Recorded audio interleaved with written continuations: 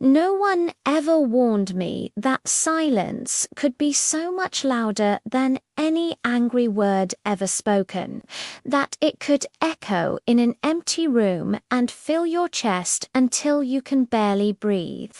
This is the confession I never had the courage to say out loud.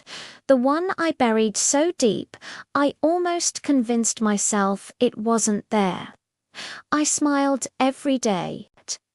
I was the one you'd see laughing at a party, the one who remembered your birthday, the one who'd pick up the phone at 3 in the morning. I listened. I helped. I stayed strong for everyone else, building a fortress around their hearts while my own was quietly falling apart. But every night, when the city lights dimmed and the noise of the day finally faded, I felt invisible, completely and utterly unseen. It's a strange kind of loneliness to be surrounded by people and yet feel like a ghost in your own life. There's a common misconception about strength. People assume that if you're strong, you don't feel pain. They think you're immune to heartbreak, that your shoulders are built to carry any weight without buckling. They are wrong. Strength is often just a performance, a carefully crafted mask worn to protect not only yourself, but everyone who depends on you. My strength was my greatest shield, but it also became my loneliest prison. I was always the one people leaned on, the designated driver, the impromptu therapist, the one who stayed calm in the eye of the storm. I gave advice I couldn't follow myself. I mended hearts while my own was fractured into 1,000 tiny pieces. I was the anchor for so many ships, but when my own storm hit, when the waves crashed over me and I was gasping for air, there was no one. The silence on the other end of the line was deafening. I learned how to cry without making a sound, letting tears trace silent paths down my face in the dark. I learned how to be my own doctor, my own friend, my own savior. I learned how to stitch my own wounds and pretend I was okay. Silence teaches you things, painful but necessary lessons. It shows you who truly sees you beyond the smile and the strong facade. And it shows you who only needs you, who only values your function, but not your soul. In that quiet emptiness, I began to see clearly. I saw the hands that reached for me only when they needed something, and the absence of those hands when I was the one reaching out. It was a harsh, bitter truth, but a truth nonetheless. So I stopped. I stopped explaining myself. I stopped trying to justify my sadness, my exhaustion, my need for space.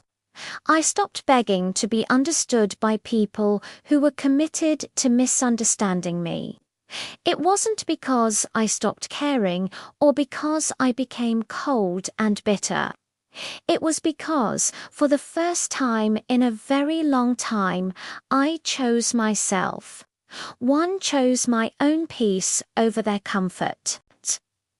I decided my sanity was more important than their expectations.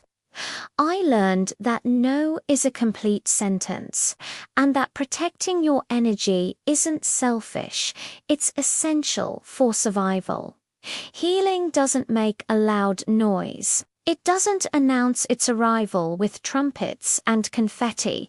It happens quietly, in the moments you choose to stay home instead of forcing a smile at a party. In the deep breath you take before you answer a difficult call. In the decision to finally let go of something or someone that was breaking you. It happens slowly, internally, in the quiet conversations you have with yourself. It's the gentle process of rebuilding, one brick at a time, until you have a home within yourself again. A home that is safe and warm and yours. If you're listening to this right now and any of this resonates with you, if you feel unseen, unheard, and unappreciated, I want you to know something. You are not weak for feeling this way. You are human. Your pain is valid, even if no one else acknowledges it. Your exhaustion is real. Carrying the weight of the world, or even just your own small world, is a heavy burden. It's okay to feel like you're falling apart. It's okay to need a break. It's okay to not be okay. Some of our deepest confessions are never spoken aloud. They live in our journals, in our late-night thoughts, in the songs that make us cry. But they still deserve to be heard. They deserve to be validated. Your story matters. You matter. In the vast, overwhelming silence of your own struggle, please know this: you are not alone. Thank you for listening.